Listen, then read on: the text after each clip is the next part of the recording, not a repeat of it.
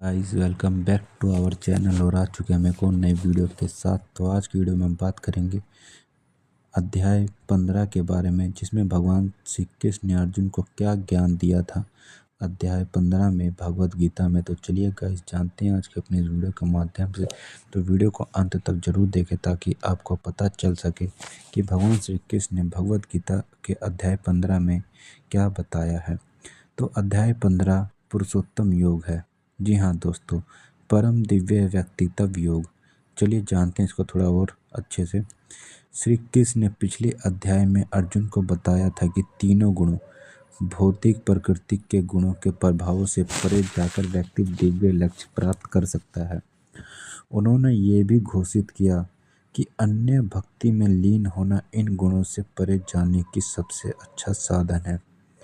ऐसी भक्ति को संसार से अलग करके केवल भगवान में लगाकर की जाती है, इसलिए दोनों को समझाना आवश्यक है। वे पिछले अध्यायों में भगवान कृष्ण के स्वरूप की व्याख्या कर चुके हैं। इस अध्याय में वे भौतिक जगत की विस्तृत व्याख्या करते हैं ताकि अर्जुन इसके स्वरूप को समझ सकें और इससे वैराग्य विकसित कर सकें।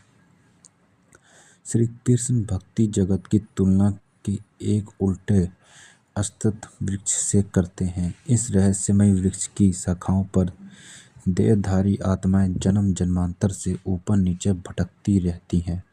वह इसकी उत्पत्ति, आयु विस्तार या कैसे बढ़ता रहता है यह समझने में असमर्थ है। हालांकि क्योंकि भगवान इस वृक्ष का स्रोत हैं, इसलिए इसकी जड़ें ऊपर की ओर आकाश की ओर हैं। इसके पत्ते वेदों में वर्णित सकाम कर्म है। तीनों गुण इस वृक्ष को सींचते हैं जो इंद्रियों के विषय का निर्माण करते हैं, जो वृक्ष की शाखाओं पर कलियों की तरह होते हैं। ये कलियां हवाएं में जड़ें उगाती हैं जो इस अश्वत्थ वृक्ष को एक बड़े क्षेत्र में फैलाती हैं। इस अध्याय में उल्टे अश्वत्थ वृक्ष के प्रतीकात्मक अर्थ का विस्तार से वर्णन करते हुए यह अवधारणा व्यक्त की गई है कि किस प्रकार इस भौतिक अस्तित्व के वृक्ष के बारे में अज्ञानता के कारण देहधारी आत्माएं भौतिक संसार में अपने बंधन को बढ़ती रहती हैं। श्री कृष्ण कहते हैं कि यदि हम परम भगवान की खोज कर रहे हैं तो हमें सबसे पहले इस भौतिक अस्तित्व के वृक्ष को वैराग्य की कुल्हाड़ी से काटना होगा, फिर हम इसके आधार की तलाश करने की होगी, क्योंकि परम भगवान स्वयं ही भौतिक संसार के स्रोत भी हैं। एक बार जब हम स्रोत को पा लेते हैं और इस अध्याय में बताए अनुसार उनके प्रति समर्पित हो जाते हैं तो हम हमेशा के लिए भगवान के धाम में पहुंच जाएंगे और इस भौतिक संसार में कभी वापस नहीं लौटेंगे। इसके बाद श्री कृष्ण बताते हैं कि क्योंकि आत्मा भी भगवान की ही अंश है, इसलिए वह भी दिव्य है। हालांकि वह भौतिक प्रकृति के प्रभाव में है, इसलिए मन सहित अपनी 6 इंद्रियों के साथ संघर्ष करती है।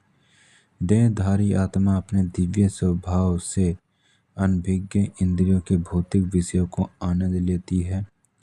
इसके बाद वह मृत्यु के समय बाद आत्मा के एक नए शरीर में देहांतरण कर वर्णन करते हैं और बताते हैं कि किस तरह वह अपने साथ वर्तमान और पिछले जन्मों से मन और इंद्रियों को लेकर चलती है।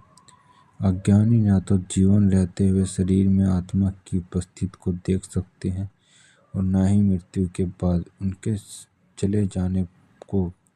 हालांकि योगी इस प्रक्रिया को ज्ञान की आंखों से और अपनी मन की शुद्धता से स्पष्ट रूप से देखते हैं।